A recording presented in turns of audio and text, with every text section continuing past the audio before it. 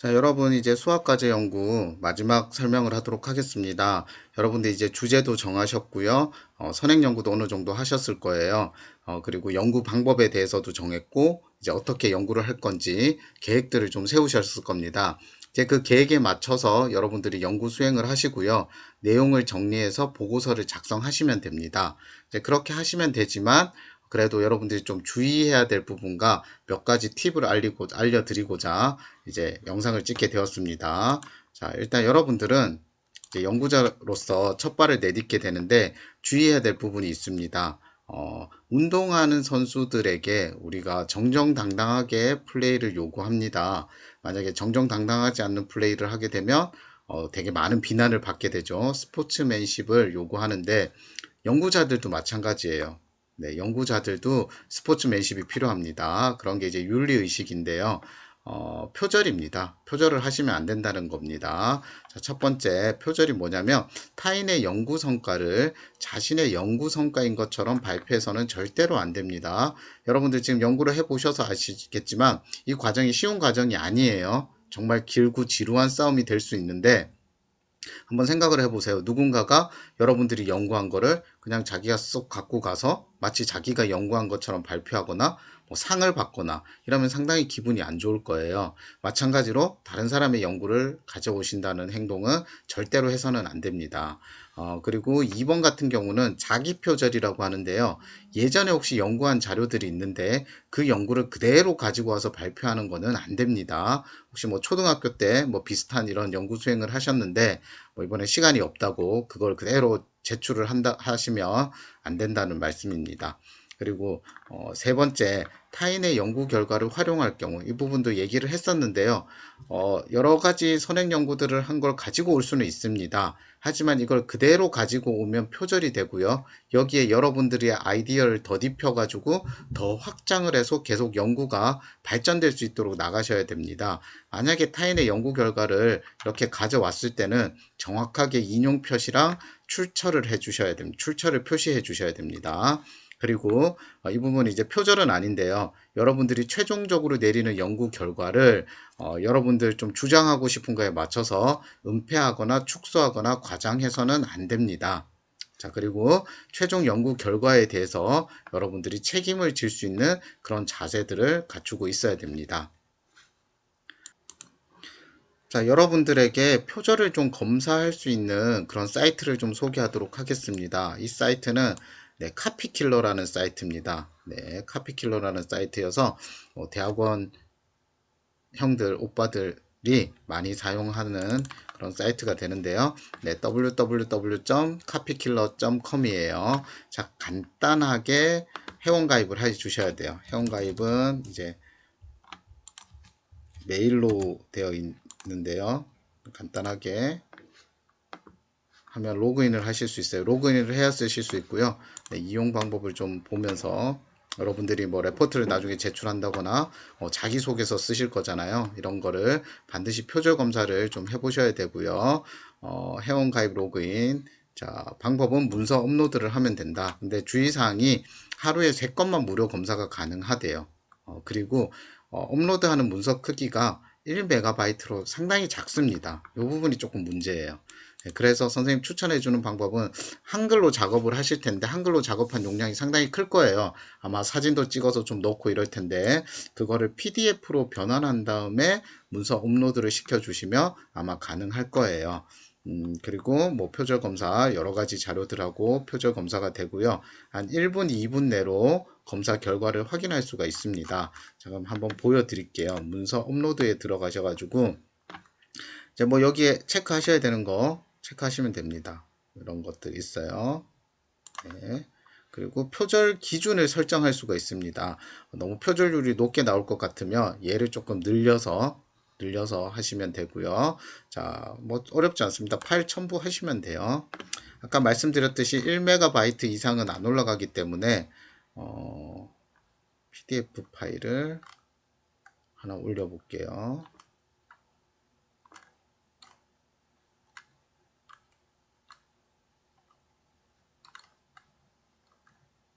네.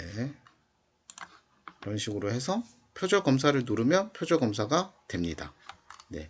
네, 선생님이 조금 먼저 했어요. 시간이 조금 걸려서. 그럼 이제 검사 결과를 들어가 보시면 이런 식으로 검사를 어떻게 했다가 나오고 표절률이 나옵니다. 6%가 표절을 했다는 그런 의미가 되고요. 이걸 꼭 0% 맞출 수는 없으실 거예요. 여러분들이 아무래도 인용도 하시고요. 가져오시기 때문에 0%는 안 하고 보통 이제 연구대회 같은 경우는 한 20%에서 25% 이상이 되면 이제 조금 많이 표절을 했다라고 생각하니까 너무 이게 좀 나왔다고 너무 걱정은 하지 마시고요. 선생님 어디가 표절이 됐는지 한번 보겠습니다. 이렇게 들어와 보시면 선생님이 이제 쓴 문장이 이런 문장이 있었는데 이 문장이 네 이렇게 어디엔가 똑같이 적혀 있다. 네, 사실 선생님 어디 블로그에서 좀 갖고 온 부분이 있어요. 네, 그래서 이렇게 돼 있다. 여기 출처 있잖아요. 출처를 클릭해서 들어가 보시면 네, 이쪽 거를 이제 갖고 왔다 이렇게 되겠죠. 그럼 여러분들이 내가 저거를 표절이 지금 나왔는데 어떻게 해결을 할까? 이 사이트를 복사하셔가지고 보고서 뒷부분에 참고 문헌에다가 넣어 주시면 될 것 같습니다. 네, 이렇게 카피킬러라는 걸 이용하시면 여러분들이 이제 표절 검사를 한번 해볼 수 있고요. 이번 보고서뿐만 아니라 앞으로 여러분들이 뭐 자기소개서를 쓴다거나 소논문을 쓸 때 네, 이렇게 이용을 하시면 도움이 될 것 같아서 안내 드렸습니다. 자, 다음으로 보고서를 이제 작성하실 텐데 여러분들이 연구 그 과정을 사진을 좀 남겨두시면 보고서 작성에 많은 도움이 됩니다. 보고서 양식은 이제 이런 양식이에요. 6매에서 10매 내외로 여러분들이 작성해 주시면 되고요. 주제 적어 주시고요. 여러분들 소속 이름 그리고 피드백해 주신 지도 선생님 이름을 써 주시면 됩니다. 그 다음에 첫 번째 주제 설정의 동기 네, 내용들을 적어 주시면 되고요. 만약에 여러분들이 나중에 진짜 어떤 소논문을 쓴다면 이쪽에 들어가야 될 거는 초록이라고 해서 전체적인 연구를 요약한 거를 먼저 쓰게 됩니다. 네, 그 다음에 주제 설정 동기를 써 주시고요. 그 다음에 탐구 과정. 탐구 과정에는 뭐가 들어가야 되냐면 여러분들이 했던 연구 방법, 저는 이러이러한 연구 방법을 이용해서 연구를 할 거고, 연구는 이런 식으로 계획을 했습니다가 탐구 과정에 들어가면 되겠죠. 이런 식의 과정을 거쳐서 탐구를 했다. 이런 내용이 들어가면 되고요. 자, 탐구 내용에 이제 1번부터 들어가야 되는데, 그 선행 연구한 수학적 내용들 있잖아요. 그 내용들을 일단 쭉 적습니다. 쭉 적고, 이제 탐구를 어떻게 했는지, 그런 것들을 좀 적으시면 되고요. 탐구 결과는 이제 이렇게 앞에서 이런 선행 연구를 했고 이러한 과정을 거쳐서 탐구를 했는데 결과가 이렇게 나왔다. 그리고 만약에 여러분들이 산출물을 했거나 실험을 했다. 그거에 대한 결과들을 쓰시면 되고요. 자, 느낀 점 및 제언을 이제 간단하게 써주시면 되고요. 제언이라 하면 이제 여러분들이 이 연구에서 아쉬웠던 점, 네, 그리고 어떤 연구로 더 발전했으면 좋겠다. 그런 얘기들을 다루어 주시면 될 것 같습니다. 다음 참고 문헌이 들어가시면 됩니다. 선생님의 하나의 예시를 좀 보여드리면요. 네, 이 준정다면체 반사 거울을 만드는 그런 보고서인데요. 일단 주제 설정의 동기 들어갔고요. 이렇게 해서 우리는 탐구를 하겠습니다. 과정이 들어가 있습니다. 탐구 내용 여기가 이제 저거에 해당되겠죠. 선행 연구한 거. 네, 선행 연구한 거고 이제 본격적으로 우리는 이런 식으로 연구를 했습니다. 이런 걸 탐구를 했습니다. 반사 거울을 했고 정다면체 반사 거울을 하면서 이제 이 다면체를 분할하는 부분의 내용이거든요. 정육면체를 분할하면서 뭐 각도들을 구했습니다. 뭐 이런 내용들이 쭉 나오고요. 정이십면체가 보이는 반사 거울을 이제 탐구를 했고 이걸 가지고 반사 거울을 한번 제작을 해봤고 네, 만들어 봤고 이거를 준정다면체에 확장을 해봤다. 네, 여기까지가 이제 있는 자료이기 때문에 우리는 준정다면체도 한번 도전을 해서 이런 식으로 만들었다. 그래서 무엇은 만들고 무엇은 못 만들었다. 그건 왜 못 만들었을까?